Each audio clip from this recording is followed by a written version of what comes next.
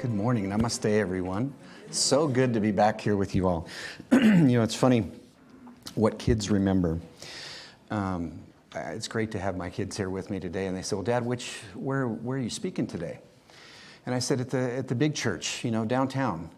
And Brenda says, the one where the guy wears the socks? I said, what are you talking about, honey? Everybody remembers Mary Lynn for all this incredible music. But my kids remember Randy because he plays the drums in his socks. So we're at the sock place today. You're lucky I wear a sock. Yeah. Yes, we are.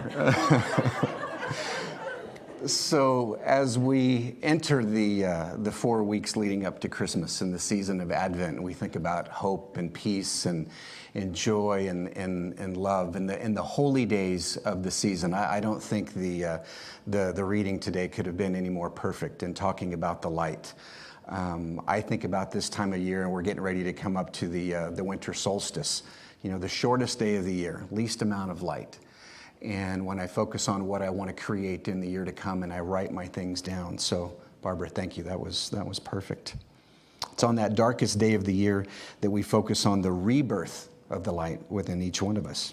And as you see my stole and what I like to talk about, almost all of the religions speak of light. And the cultures of the Northern Hemisphere all over the world refer to light in some way, shape, or form, mainly because of the winter solstice. The Hindu celebration of Diwali, I think, was back in November, and that talks about the light.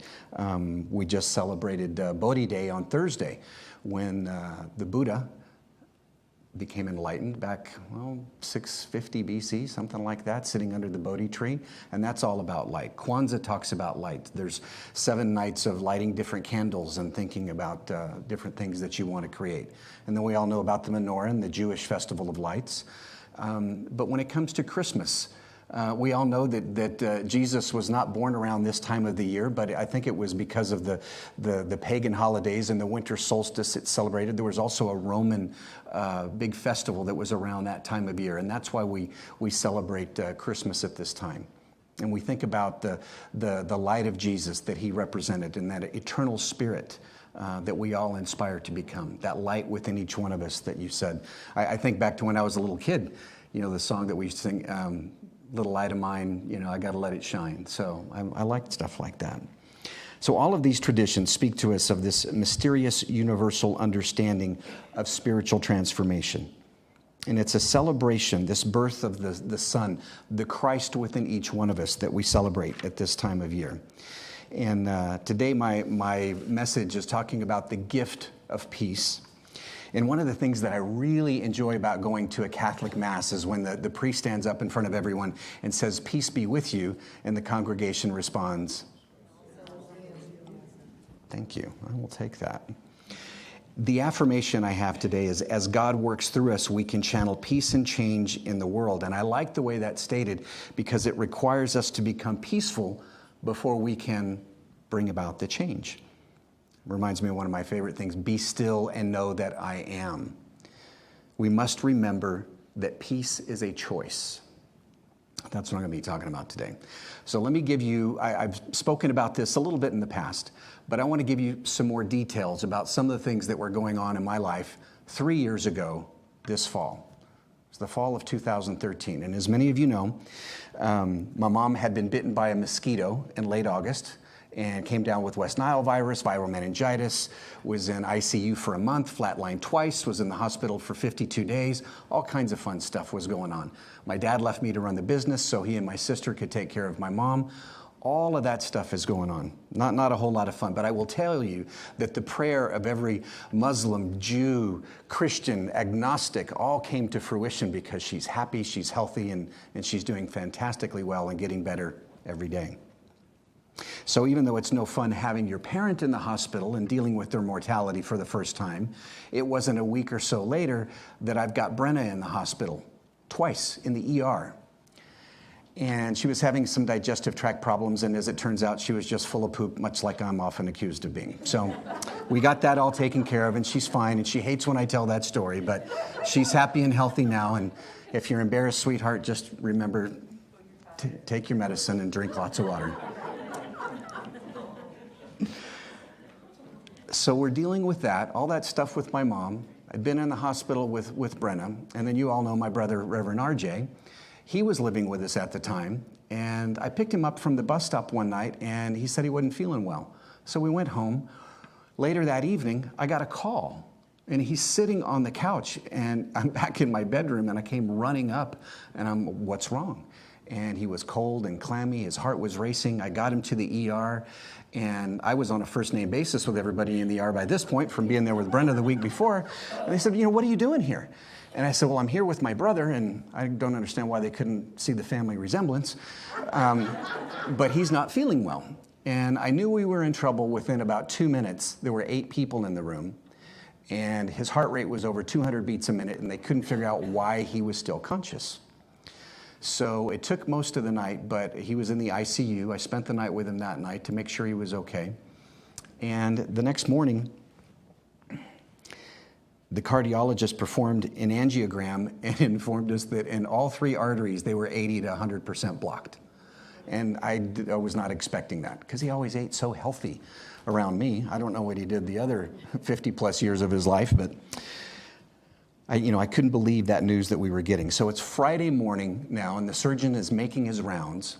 And he said, I apologize for the mix-up in the orders, but since you've had breakfast, we can't do the open heart surgery today.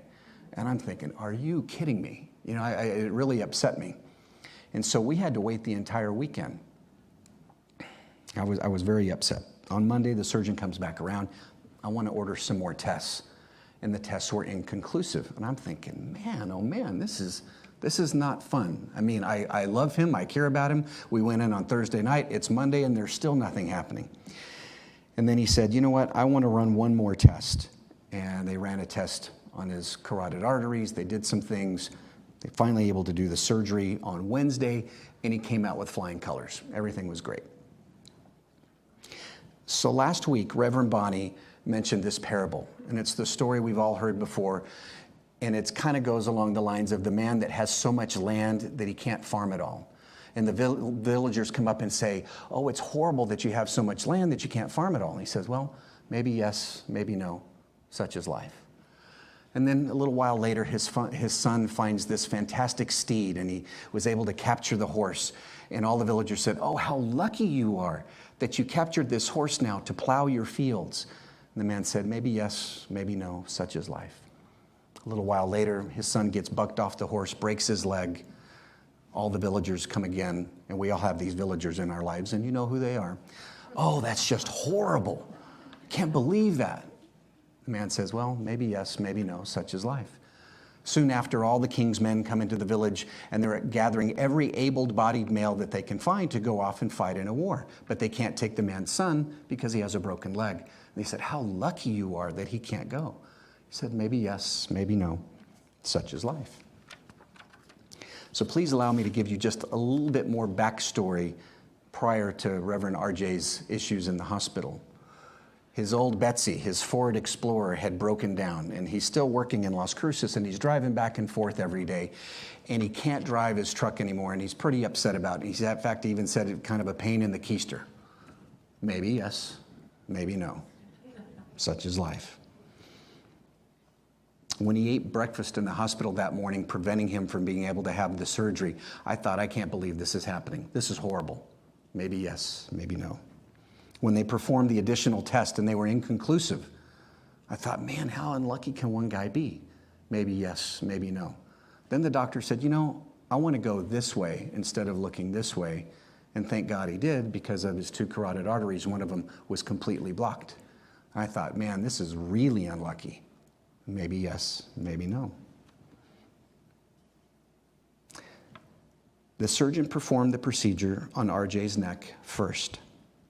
And then he went on to do the triple bypass surgery in the open heart. But had Reverend RJ's truck, had he been driving that, had it not broken down, he could have been driving when he had the heart attack, could have hurt himself and other people.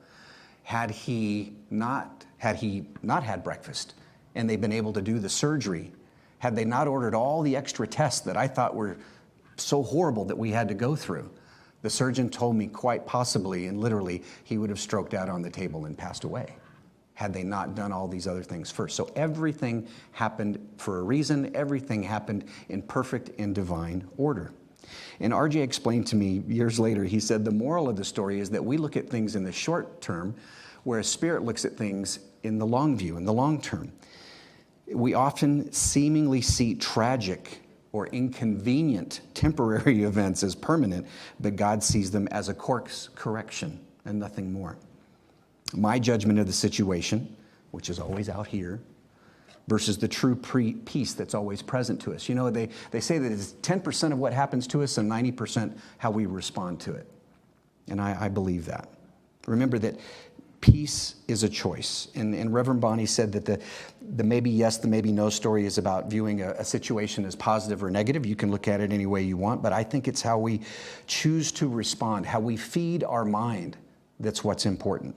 Suspending judgment, it's another healthy thing to do. But Reverend Bonnie said it's like we're looking for the gift out there when really the gift is inside. To choose peace, the peace of mind that's already within us, that's in all things, and the answer is within us. One of my master teachers in NLP, she told me that judgment will get you into trouble, whereas discernment will save your life. And I've always remembered that. And no matter when the villagers would come to her and tell her about all these horrible things, no matter what the story was, she would respond, well, isn't that interesting? And I thought, God, what an enlightened way to respond to things. So just to recap, Mom's bitten by a mosquito, West Nile virus, in the hospital 52 days. Dad leaves the business to take care of her. Brenna wasn't feeling so well. We won't talk anymore about that. Reverend RJ is not doing well. He had this, and I had to leave the office every day and go back and change his wounds and nurse him for quite a while. All of that stuff is going on while I'm facing a frivolous $1 million lawsuit against my company, and I'm going through the end stages of a 20-year relationship and a divorce with Stacy. All of that at the same time. Y'all heard me say this, throw in a truck and a dog and you got great lyrics to a country western song. I mean, what else is going to happen? But my mind is pivotal. It can go either way in a split second, towards the anxiety or towards the peace with my eyes wide open. So no matter what is happening outside of me, I have to make the decision of what's going to happen. Be still. You know, you've heard me talk about the bicycle wheel. You're either spinning around, hanging on to the outside, all that centrifugal force barely hanging on, or you can travel down one of the spokes to the center of the hub where there is no movement. Be still and know that I am God. That's where we want to go. So, what is the gift in all those things that happened? Where is the gift in the silver lining? What is the silver lining in all of that? And to me, it was just, it's like a PhD piled higher and deeper. I mean, so much stuff just kept getting thrown at me. I had to decide, am I going to give my energy to my faith or to my fear? Once you're knocked down to your knees, you don't have many other places to go. There was so much that I was faced with. And so the silver lining for me is it was like exercising an atrophied muscle. I had to decide what I was going to do and how I was going to respond. That's what I was responsible for. Reverend Bonnie talked about how we want to feel better, though, as we're waiting for the gift in all things. There's always a gift in everything that happens to us, as all is in divine order. But often we ask that question, why did this happen to me? But what if we shift the question? Asking why me or refusing to consider that good might come from pain leaves us in that state of victimhood, leads us to thinking that God is arbitrary and callous and life isn't fair, bad things happening to good people. But believing this happened to you gives us this endless justification of bitterness and anger with no responsibility to do anything ourselves. I have to pay attention to that. But what if somehow it happened for us instead of to us? If we chose this experience, then the divine part of us is offering this opportunity for the inner work. So since the answer to our questions and to our problems is never out here, It's always inside. The answer within us, and all the gift that we're seeking is within us, as she talked about last week. So all we have to do is to attune ourselves to the highest and best that's within us and become congruent with that. You've all heard me say, all I got to do is get me out of the way. As I'm giving this message, all I got to do is get me out of the way and let Spirit flow through me. This attunement is about finding that vibrational harmony that's within me and sharing it, spending more time in thinking about what I want to create instead of resisting what I don't. We all know what you resist will persist. So, again, I have to remember to be the gift in any situation and choose to be peaceful. I went to Starbucks about 2 weeks ago with the kids, and Baylor was driving. And he pulled my truck in. And I said, sweetheart, back up and get us right in the middle of the lanes there. And we went inside and we're standing waiting to order our coffee and everything. And this guy comes in from outside and he's really loud and he is really ticked off and just screams, "Hey, whose white truck is that out there? And what the bleep is it doing blocking my way to get in my car?" And I immediately knew that it was my white truck. Man, oh man. This guy was angry. He was not being pleasant. I felt embarrassed. And that quickly turned to anger. And that is not a good thing with a redheaded Leo. For a split second, I was going to drop this guy like third period French. I was ticked. I was hot, and I started to walk right towards him. Because I was there with my kids. I turned into Papa Bear. Do not yell at me. Do not yell at my kids. Do not yell at the fine people at Starbucks. And then something came over me, and I don't know where it came from. But it was a calmness. It was a sense of peace that by the time I got to the guy, I apologized that he couldn't get in his vehicle. I didn't apologize that we parked incorrectly, because we didn't. But I apologized that he couldn't get in his vehicle. In fact, I put my hand on his shoulder and I thanked him for not trying to get in his vehicle and scratching mine all up. And he thanked me. I mean, it changed the state. I did a state change with him, some NLP stuff, and touched him. I talked to him. I looked at him. He thanked me over and over. I was able to move my car, and then he sat there for 30 minutes, but anyway. But I moved my truck, and I went back inside. I took a deep breath, and we were waiting for our coffee and everything, and this guy, early 40s, a big guy, he comes up, and as he's leaving, and he says to me in front of the kids, he said, "That was first class how you handled that guy. He wasn't being very nice." And I said, "Thank you so much," and then I just closed my eyes and just said, "Thank you, God, that I was able to do something good in front of my kids and show them, how to respond. If you react, maybe not so good, but it's how we respond." Because who knows what he was going through? His life could be upside down right now, but it's a choice. Peace is that choice. Reverend Bonnie said last week, when you're unwrapping your Christmas presents, how are you unwrapping them? Do you take them nice and neat and unfold them, or do you just tear into them? And who are you when you're unwrapped? Well, I was unwrapped, and I was going to give him the gift of Muhammad Ali. But what came out, thank you God, was the gift of Gandhi. Be that change that you want to be in the world. So I'm glad that came out in that way. So how can we live a more peaceful life? This is what we're talking about. We're not here so much studying about Jesus. The man is about his teachings.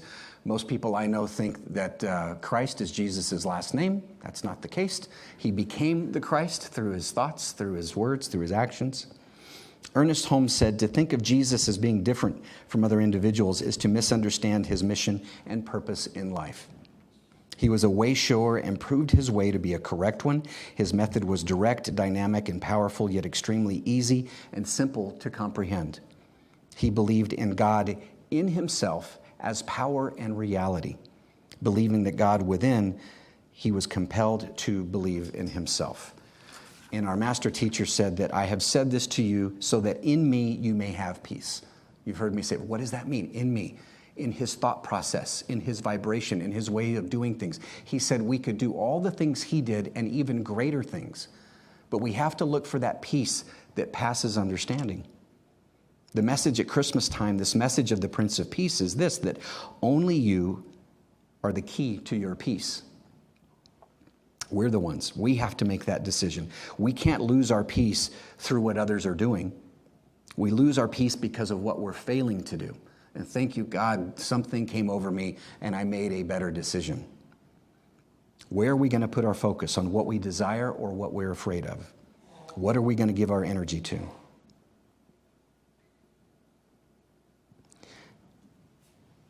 Have you ever heard somebody say, if you could have anything in the world, what would it be? Most people say more money, better job, a more loving relationship. To me, it's always been peace of mind. I've got to have those things. Because if I have everything else and I don't have peace of mind, then the other things really don't matter. So peace of mind is what I'm looking for.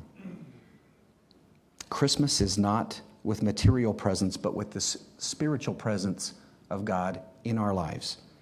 If we want peace in our life, we need to be peaceful. We need to be still. We need to be grateful. Like the New Thought song that we always sing, now there is peace on earth, and it has begun with me. We can become that which we're seeking to become. And my wish for you in these holy days is that you let your light shine, that you enjoy and experience the peace which passes all understanding. And as always, always, always, praying for your highest and best. Thank you, and namaste.